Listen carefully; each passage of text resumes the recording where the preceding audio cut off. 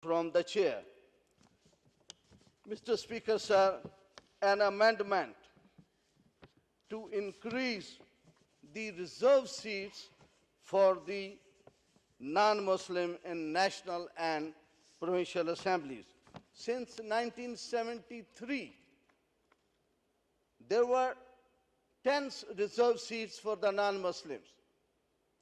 And even today, they are 10.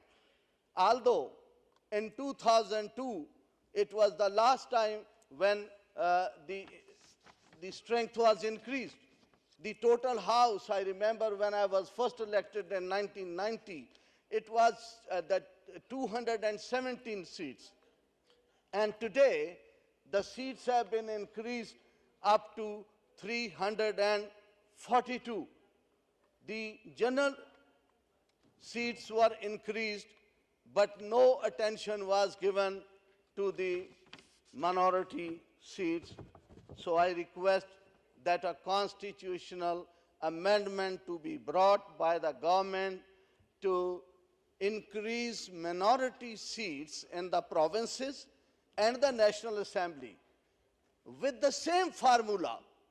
We don't want anything out of the way. When you increased the general seat, please apply the same formula for our non-Muslims.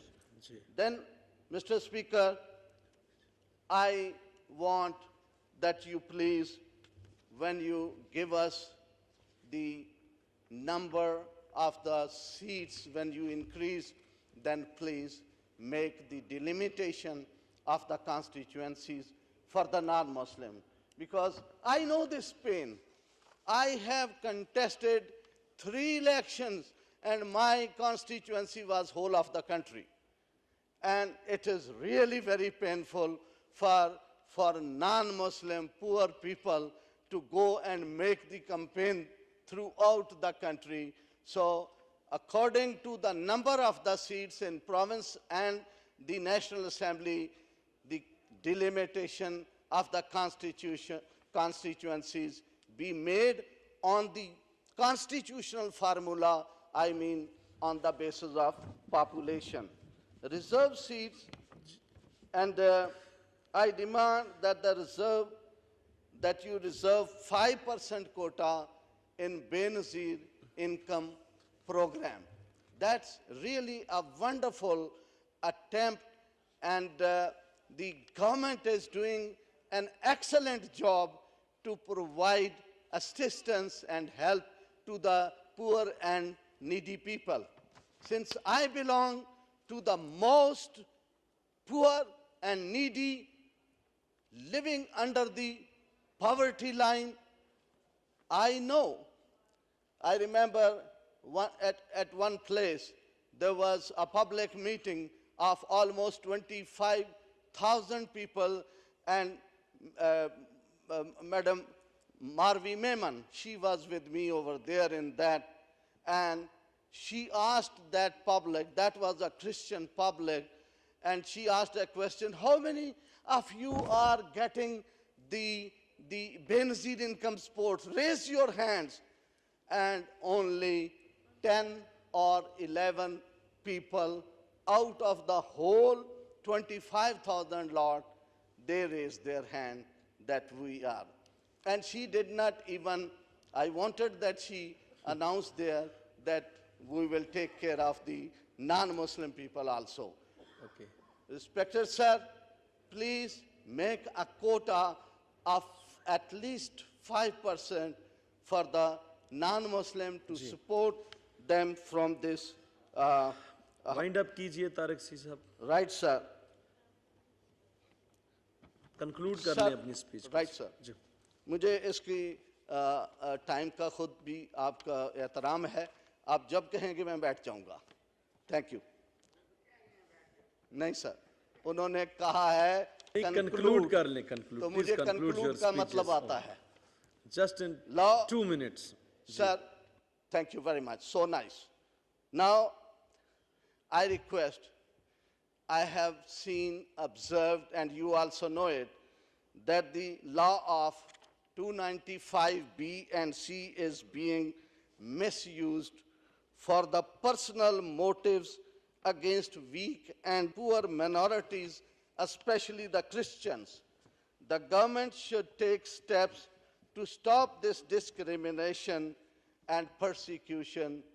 I will appreciate, I know our Prime Minister, he loves the non-Muslim communities and he has great regards for us, and I expect that this should also be taken care. Mr. Speaker, sir, I demand that the minority ministry be established again in the federal level. I remember in my past 3 tenures, there used to be a minority ministry which used to take care the problems and the issues of the non-Muslims. I don't know who gave this idea to abolish this ministry, and that today we have no ministry on the federal level for the non-Muslim Pakistanis. I demand that this ministry may please be established at the federal level. Mr. Speaker, sir, I was out of country for some time, and I have been hearing there about the protest of the Christian community in Lahore, that there are 4 historical churches in Lahore, and the plan of that Orange Line train has disturbed the whole Christian community of Lahore. 4 churches have been taken into that project. I request that they are the Christian heritage and countries, and those churches are historical buildings. Please, you make some amendment and changes in that train route so that you may give relief to the poor Christian community who are, honestly, I say, they are patriotic, very loyal and faithful to the country, and we love our country. And please take notice of these kind of things and that. Mr. Speaker, sir, in the end, as per your advice, I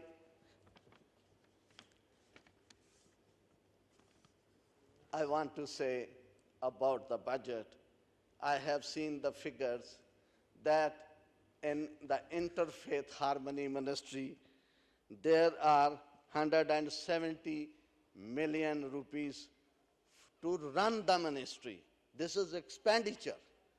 And for the non-Muslims, there is only 80 million for their development and for their welfare. The ministry which has been established for this purpose is spending 117 million and has given only 80 million for the welfare of the whole country for the non-Muslims. I request that through the chair that this budget may be increased and at least made double. Mr. Jamshed Dasti, while making his speech, he made some remarks, and I am confused about that. I do not know about that. He said that, I think I should use the same language he was saying, that Musalmano, Yahudo, Nasara tumhare dost nahi ho sakte, ye tumhare dushman hain. I don't know whether it was true, he was speaking the truth or not, but if it is true, I'm shocked to know that. And if it is not true, then you may sponge his word from his speech. And honestly, we are very loyal and very patriotic much. citizen of Thank you very much, Pakistan. Tariq. And we assure our majority community that we will remain loyal and we will stand for Pakistan. We will live for Pakistan. Pakistan, Paindabad. बहुत Thank you, शुक्रिया Mr. Ji. Speaker. House is adjourned to meet again on Friday, the 10th June 2016 at 11 a.m.